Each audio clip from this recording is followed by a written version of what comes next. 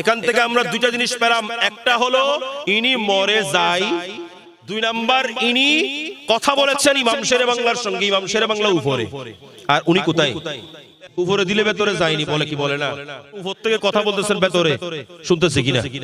ইমাম আহলে সুন্নাত আওলাদ রাসূল হযরত সাইয়্যিদনা ইমাম শেরে বাংলা আল কাদেরী রাহমাতুল্লাহি আলাইহি, ইনার একটা সিস্টেম ছিল, তিনি কোন মাজারের মধ্যে গেলে ওই মাজারের মধ্যে আল্লাহর ওলি যিনি শায়িত আছেন, আল্লাহর ওলি যিনি মদফুন আছেন, আল্লাহর ওলি যার আস্তানা, ওই আল্লাহর ওলির সঙ্গে তিনি কথা বলতে।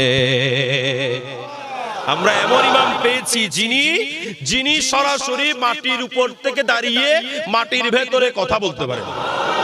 ইমাম শেরে বাংলা আল কাদেরী রাহমাতুল্লাহি আলাইহি নাসিরাবাদ পাহাড়ের মধ্য দিয়ে উনি ওই পথ দিয়ে যাচ্ছিলেন কোন এক জায়গায় মাহফিল করার জন্য। উনি সুলতানুল আরিফিন বায়েজিদ বুস্তামির আস্তানার মধ্যে ঢুকলেন, সেখানে নামাজ আদায় করেছেন। সেখানে নামাজ আদায় করার পরে ইনি আবার মনে মনে খেয়াল করলেন, ইনার মাজার তো এখানে না, ইনার মাজার তো ইরানের মধ্যে, ইনার মাজার তো বুস্তাম শহরের মধ্যে, উনি তো এখানে থাকেন না, এখানে শুধুমাত্র ইনার আস্তানা আছে। এই চিন্তা করে উনি জিয়ারত শেষ করতে না করতেই ওনার সামনে একেবারে একজন সুন্দর লেবাসধারী মানুষ দাঁড়িয়ে আছেন। এত সুন্দর লেবাসের একজন মানুষ, নূরানি সুরতের মানুষ, উনি দেখে অবাক হচ্ছেন, এত সুন্দর চেহারার মানুষ। ওনাকে সালাম দিলেন, উনি সালামের উত্তর দিলেন। তিনি বলতে লাগলেন, আমার দাফন যদিও ইরানের বুস্তাম শহরে হয়েছে, কিন্তু আমি শুধুমাত্র বুস্তাম শহরে থাকি না, বরং আমি এই চট্টগ্রামের নাসিরাবাদের মধ্যে থাকি।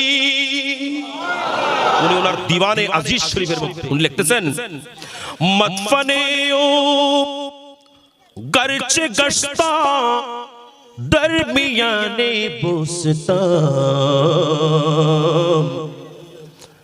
খাবগা খশ গশতে আকনু দরমিয়ানে চাটেগা।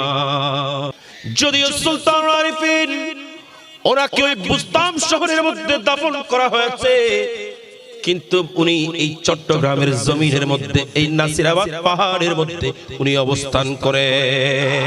আমি ইমাম শেরে বাংলা ওনার জিয়ারত করে ওনার সঙ্গে কথা বলে আমি এই কথাগুলো তোমাদেরকে স্বীকৃতি দিয়ে যাচ্ছি। সুলতানুল আরিফিন বায়েজিদ বুস্তামি যার স্মরণ করছি, উনি কি মরে গেছেন? কথা বলেন। এখান থেকে আমরা